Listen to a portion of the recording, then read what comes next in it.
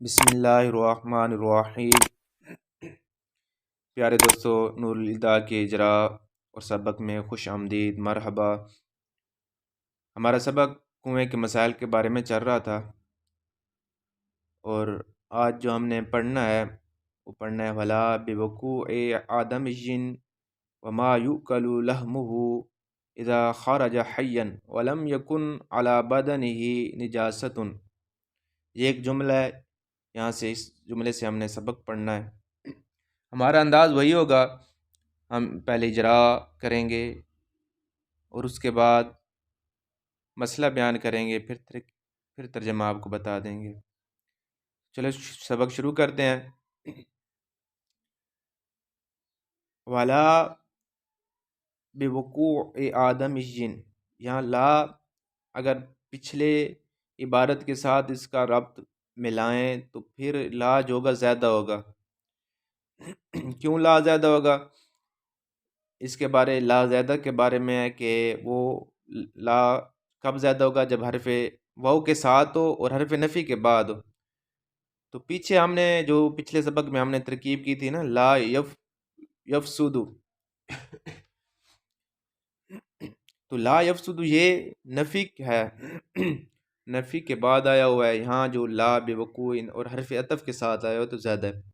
ہاں اگر یہاں فعل نکال لیں، لا کے بعد فعل نکال لیں، لا یفسدو، پھر لا زیادہ نہیں مانیں گے، پھر لا زیادہ نہیں کہیں گے، علیحدہ ترکیب کریں گے۔ تو وہ اگر پچھلے کی ترکیب کے ساتھ پچھلے سے ہٹ کر ہم ترکیب کریں تو وہ کو ہم استینافیہ کہیں گے، اور لا یفسدو، یفسدو فعل نکالیں گے، اور اس میں ضمیر جو ہوگی وہ اس کا فاعل ہوگی، ہوا ضمیر اس کا فاعل بنے گی۔ بات جا رہا ہے وقوع مضاف ہے، آدمیین پچھلے کے لیے تو مضاف الیہ ہو رہا ہے، لیکن آگے کے لیے یہ معطوف علیہ ہے۔ وہ حرف عطف ہے، ما یہ موصولہ ہے، یوکلو یہ فعل ہے، فعل مجہول ہے، اور لحمہ یہ مضاف الیہ مل کر یوکلو کا نائب الفاعل بنے گا۔ فعل اپنے نائب الفاعل سے مل کر جملہ ہو کر صلہ بن جائے گا، ما موصولہ کا موصول صلہ مل کر یہ بن جائے گا معطوف۔ اب معطوف علیہ اپنے معطوف سے مل کر وقوع مصدر مضاف کا مضاف الیہ ہو جائے گا، مضاف الیہ مل کر جار کے مجرور، جار مجرور مل کر یہ ظرف مستقر ہو جائیں گے لا یفسدو کے، جو ہم نے لا یفسدو نکالا ہے۔ اب آپ یعنی یہ بات بھی ساتھ سمجھ لیں کہ وقوعی پر ہم جر دے رہے ہیں، کیوں دے رہے ہیں؟ با حرف جار کی وجہ سے۔ آدمیین پر ہم زیر پڑھ رہے ہیں، اس کو مکسور پڑھ رہے ہیں، وجہ کیا ہے؟ وقوع مصدر مضاف کی وجہ سے، یعنی مضاف الیہ مجرور ہوتا ہے، اور لحمہ پر پیش ہم پڑھ رہے ہیں یہ نائب الفاعل ہونے کی وجہ سے۔ یہاں تک بات سمجھ آ گئی ہوگی امید ہے۔ آگے دیکھیں، اذا خرج حیا، اذا کے بارے میں ایک قاعدہ ہے، آپ یہ یاد رکھیں کہ اذا کے بعد جب ایک جملہ ہو تو اذا مضاف بنتا ہے اور آگے والا جملہ مضاف الیہ، پھر مضاف الیہ مل کر یہ مفعول فی ہوتے ہیں فعل کے، تو پیچھے جو ہم نے فعل نکالا تھا اسی کا مفعول فی ہو جائے گا۔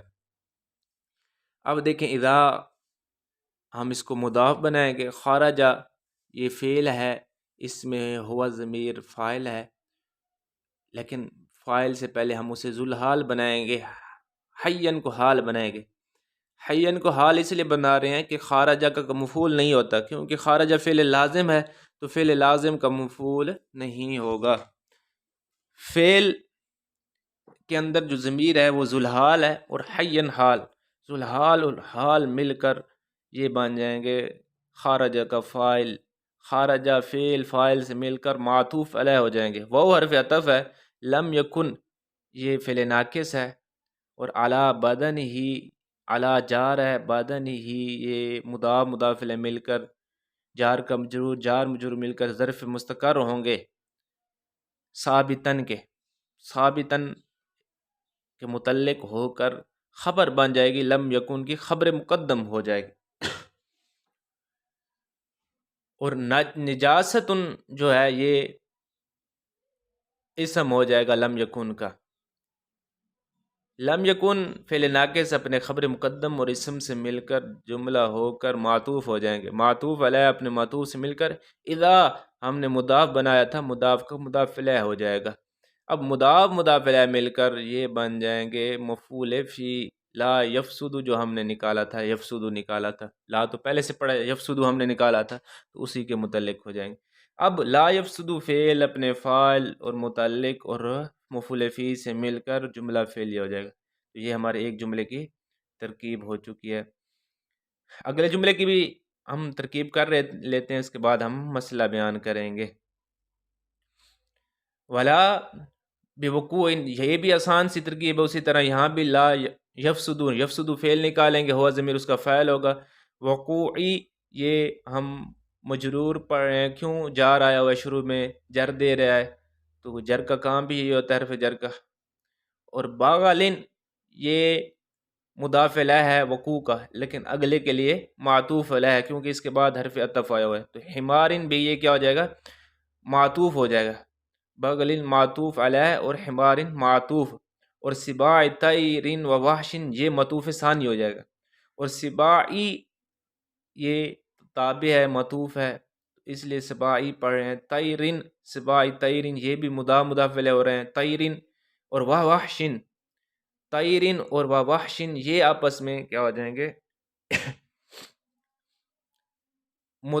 مضاف معطوف علیہ اور معطوف ہو جائیں گے، یہ معطوف علیہ اور معطوف سے مل کر سباع طیرن ہے، طیرن معطوف علیہ ہے اور وحشن معطوف ہے، معطوف علیہ مل کر سباع کا مضاف علیہ، مضاف علیہ مل کر یہ پھر معطوف ہو جائیں گے۔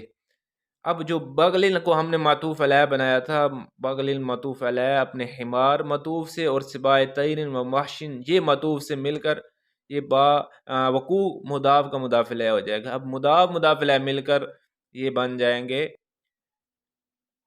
جار کا مجرور، جار مجرور مل کر متعلق ہو جائیں گے لا یفسدو جو ہے فعل، یفسدو جو فعل ہم نے نکالا اسی کے متعلق ہو جائیں گے، اور فی صحیح کی ترکیب علیحدہ ہوگی۔ اب لا یفسدو فعل اپنے فعل اور متعلق سے مل کر جملہ فعلیہ ہو جائے گا۔ یہ دو جملوں کی ہماری ترکیب ہو چکی ہے۔ اب اس کا مسئلہ سن لیں، ہمارا مسئلہ چل رہا تھا، ہم جو پیچھے بھی ہم نے پڑھا تھا کہ ایسی چیزیں ایسی صورتیں بیان کر رہے تھے کہ ان کے گرنے کے باوجود بھی کنویں کا پانی ناپاک نہیں ہوگا۔ پیچھے بھی بیان کیا تھا کہ کبوتر کی بیٹ ہے، چڑیا کی، یا جس کا خون نہیں ہے وہ پانی میں گر جائیں گے، مر جائیں گے تو پانی ناپاک نہیں ہوگا۔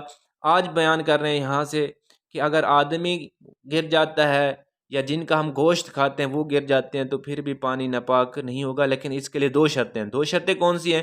کہ جب کہ جو آدمی گرا ہے وہ زندہ نکل آئے یا جانور جو گرا ہے وہ زندہ نکل آئے، ایک شرط یہ ہے۔ دوسری شرط کیا ہے؟ کہ ان کے بدن پر نجاست نہ ہو، آدمی گرا ہے تو آدمی کے بدن پر بھی نجاست نہ ہو، اور جو اگر جانور جن کا ہم گوشت کھاتے ہیں وہ بھی گر جائیں ان کے بدن پر نجاست نہ ہو تو اس وقت پانی کنویں کا ناپاک نہیں ہوگا۔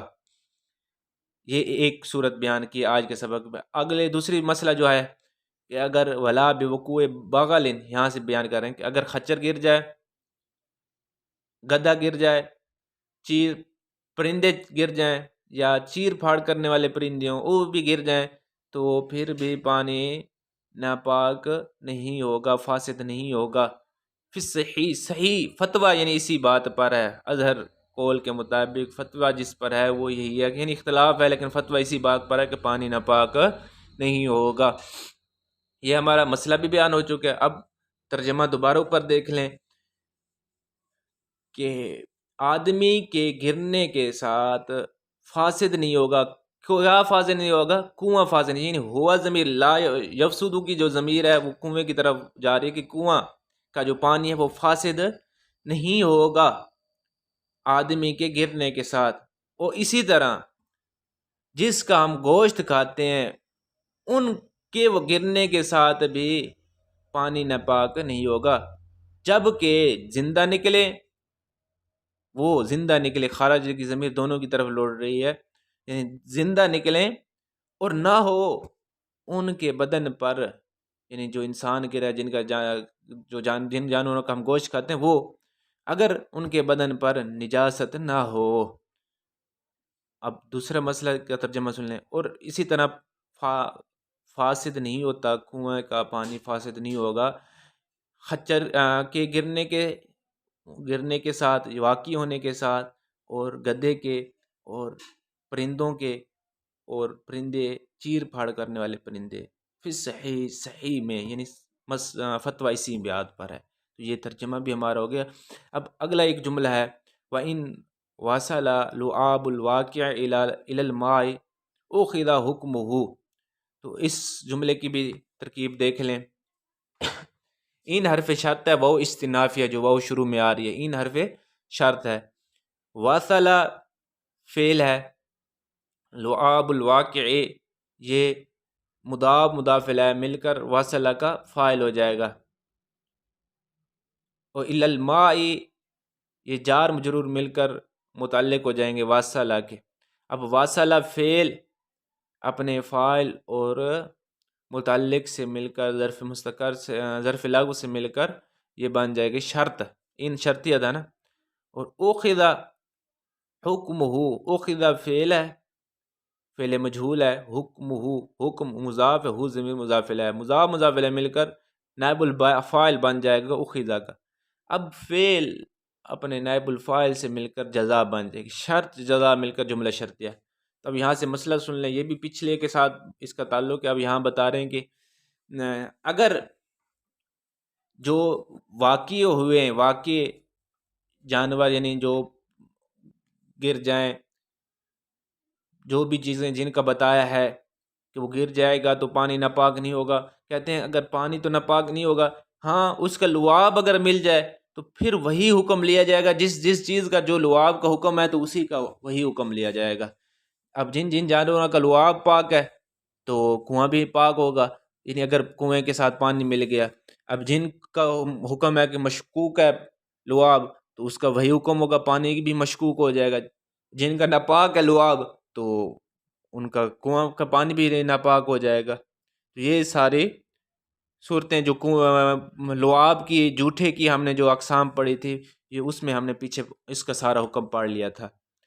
تو یہاں یہ مسئلہ بیان کر رہے ہیں، اگر لعاب جس کا پانی کے ساتھ جو ملے گا تو پھر حکم بھی وہی لعاب والا ہوگا.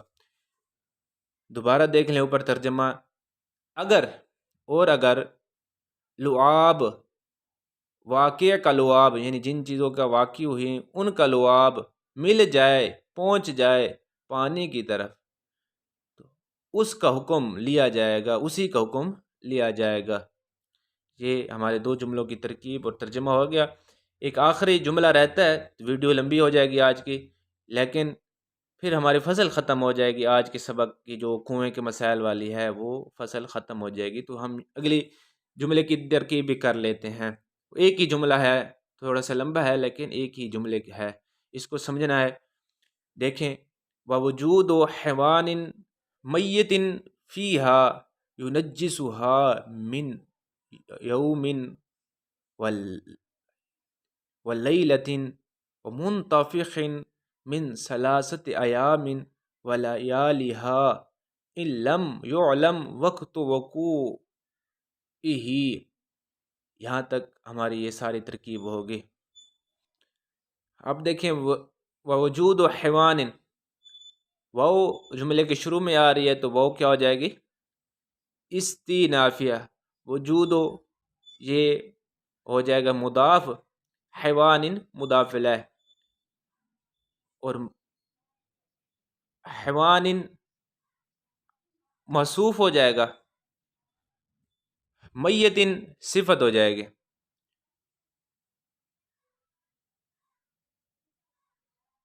اور فی جار ہے، ہا ضمیر مجرور ہے، جار مجرور مل کر یہ وجود کے متعلق ہو جائیں گے.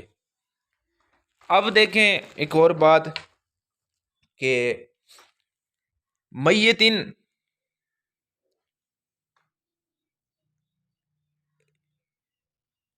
یہ میتن معطوف علیہ ہوگا، آگے جو منطفقین آ رہا ہے یہ معطوف ہوگا، پھر یعنی معطوف معطوف علیہ مل کر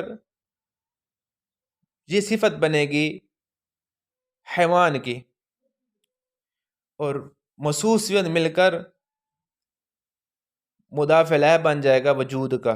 پیچھے جو وجود و وجود حیوان میت، حیوان میتن آیا، تو میتن یہ معطوف ہے، معطوف علیہ، اور منطفق معطوف، معطوف علیہ اپنے معطوف سے مل کر صفت حیوان کی، حیوان موصوف اپنی صفت سے مل کر وجود کے مضاف علیہ ہو جائے گا، وجود مضاف اپنے مضاف علیہ سے مل کر یہ بن جائے گی مبتدا۔ یونجسو، ہاں یونجسو یہ فعل ہے، اور ہوا ضمیر اس کا فاعل ہے، ہا ضمیر مفعول ہے، من یومن یہ جار، من جار ہے، یومن مجرور ہے، لیکن معطوف علیہ ہے، ولیلتن یہ معطوف ہے، معطوف معطوف علیہ مل کر جار کا مجرور، جار مجرور مل کر یہ پھر معطوف علیہ ہو جائیں گے، کس کا؟ من ثلاثت ایام ولیالہا کا۔ تو یہاں ایک کہتا ہے کہ ایک حرف عطف کے ساتھ دو مختلف چیزوں پر عطف ہو سکتا ہے، یہ ایک کہتا ہے جائز ہے، یعنی ایک حرف عطف ہو اور دو مختلف چیزوں کا حرف عطف کرنا جائز ہے۔ تو یہاں من یومن و لیلتن یہ معطوف علیہ ہے، وہ حرف عطف، اور من ثلاثت، من حرف جار ہے، ثلاثت ممیز ایامن تمجیز، ممیز تمجیز مل کر معطوف علیہ وہ حرف عطف، لیالیا یہ مضاف علیہ مل کر لیال یہ مضاف، اور حاضمین مضاف علیہ، مضاف علیہ مل کر یہ بن جائیں گے